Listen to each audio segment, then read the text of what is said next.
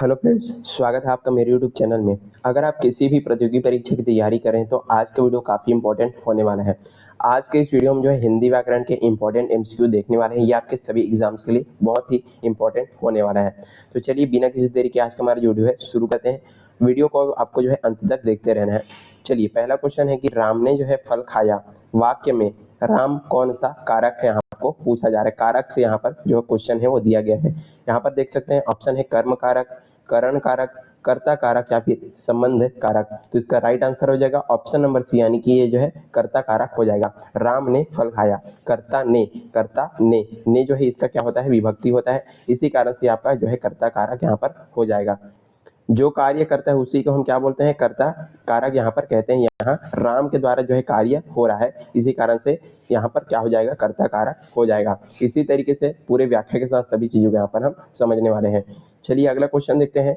विद्यालय शब्द में कौन सा समास है, आपको पूछा जा रहा है। ऑप्शन है द्वंद्व समास, तत्पुरुष समास, बहुब्रीहि समास या फिर अव्ययी भाव समास। चलिए बताइए इसका जो आंसर है आपका क्या हो सकता है। तो बिल्कुल सही आपका राइट आंसर हो जाएगा ऑप्शन नंबर बी, यानी कि इसमें जो है तत्पुरुष समास होगा। चलिए समझते हैं इसको।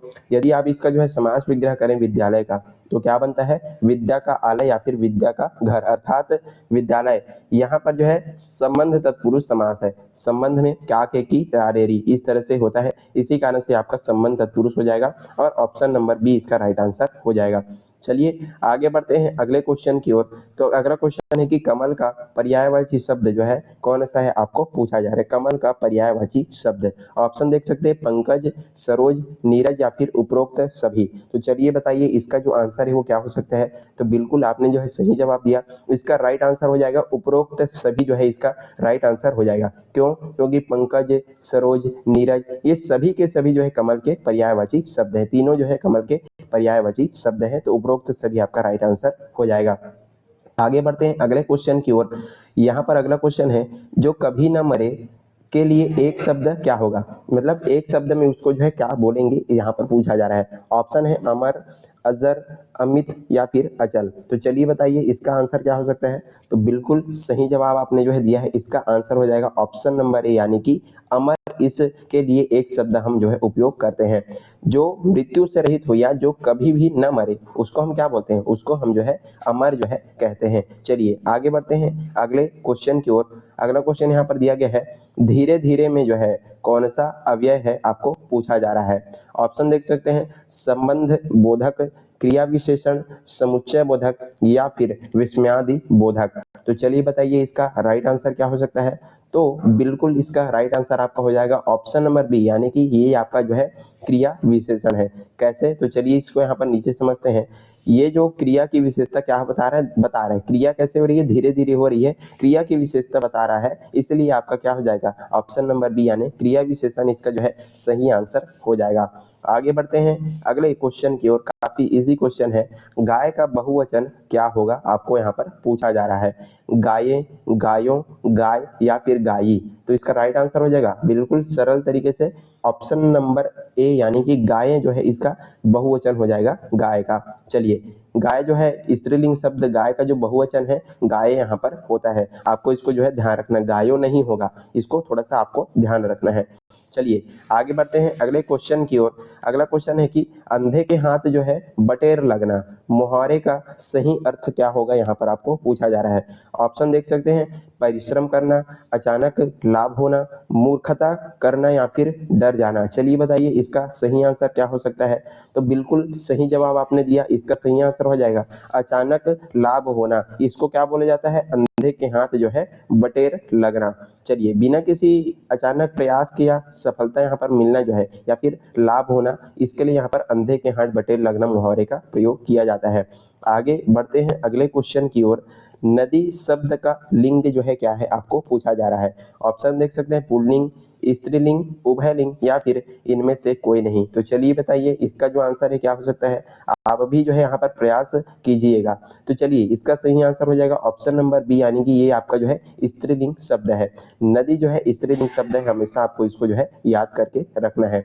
चलिए आगे बढ़ते हैं अगले क्वेश्चन की ओर। तो अगला क्वेश्चन यहाँ पर दिया गया है कि सूर्य का विलोम शब्द क्या है, यानी कि सूर्य का उल्टा शब्द क्या हो, ये आपको यहाँ पर बताना है। ऑप्शन देखिए यहाँ पर चंद्रमा दिया गया है, अंधकार, प्रकाश या फिर रात। तो सूर्य का विलोम शब्द आपको पूछा जा रहा है। चलिए बताइए, यहाँ पर बहुत सारे लोग जो है गलती करने वाले हैं। तो इसका राइट आंसर हो जाएगा आपका ऑप्शन नंबर बी, यानी कि अंधकार जो है इसका राइट आंसर हो जाएगा। कैसे?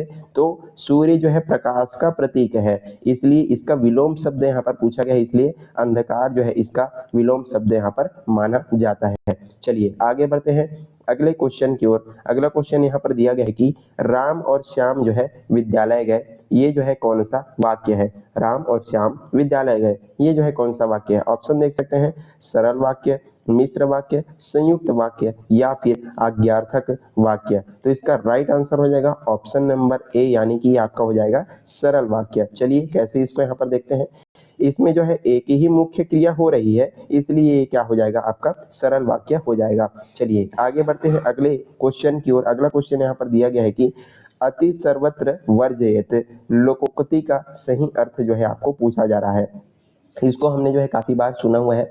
ऑप्शन देख सकते हैं, अधिक परिश्रम करना चाहिए, हर चीज की अधिकता बुरी होती है, समय का महत्व या ज्ञान सबसे बड़ा धन है। तो इसका आंसर क्या हो जाएगा? काफी इजी तरीके से इसका आंसर हो जाएगा ऑप्शन नंबर बी, हर चीज की जो अधिकता है बुरी होती है, और इसी को जो है अति सर्वत्र वर्जयत लोकोक्ति में यहाँ पर इसका अर्थ हो जाएगा सही अर्थ है। चलिए आगे बढ़ते हैं अगले क्वेश्चन की ओर। अगला क्वेश्चन यहाँ पर दिया गया है 12वां नंबर, विद्यार्थी शब्द में कौन सा प्रत्यय है आपको पूछा जा रहा है? ई प्रत्यय, आर्थी प्रत्यय, थी प्रत्यय या फिर यार्थी प्रत्यय। चलिए बताइए इसका आंसर क्या हो सकता है? तो बिल्कुल सही, इसका राइट आंसर हो जाएगा ऑप्शन नंबर ए, यानी कि ई प्रत्यय यहाँ पर लगा हुआ है। चलिए देखिए यहाँ पर विद्याधन अर्थी से मिल करके क्या बना हुआ है? विद्यार्थी बना हुआ है। ई प्रत्यय यहाँ पर लास्ट में लगा हुआ है, इसी कारण से इसका राइट आंसर आपका ई यहाँ पर हो जाएगा ऑप्शन नंबर ए। चलिए आगे बढ़ते हैं अगले क्वेश्चन की ओर। जलज शब्द का अर्थ क्या होता है? जल में रहने वाला, जल से उत्पन्न, जल पीने वाला या फिर जल देने वाला।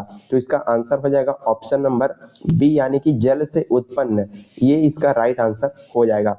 यदि जल धन ज, यानी कि जल में जन्मा, अर्थात कमल जो है इसका राइट आंसर हो जाएगा ऑप्शन नंबर बी, कमल जो है जल में ही उत्पन्न होता है।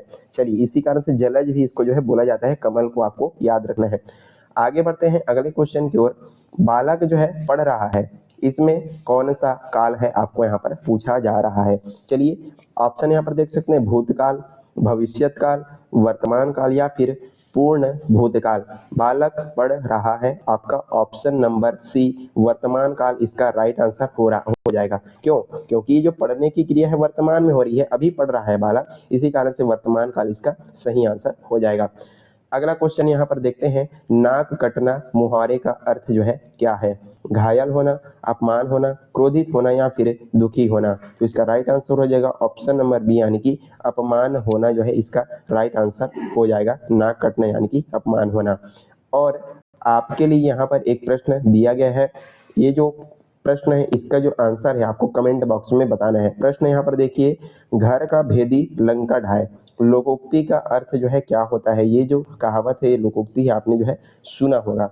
यहाँ पर ऑप्शन देख सकते हैं, घर बनाना, अपने ही व्यक्ति द्वारा नुकसान करना, शत्रु से मित्रता करना या परिवार में प्रेम होना। इसका जो आंसर है आपको कमेंट बॉक्स में यहाँ पर बताना है। और यहीं पर आज का हमारा जो वीडियो है समाप्त होता है। उन्होंने काफी इंपॉर्टेंट हिंदी व्याकरण के एमसीक्यू आपको जो है बता दिए, सभी एग्जाम्स के लिए काफी ये जो इंपॉर्टेंट है वो होने वाला है।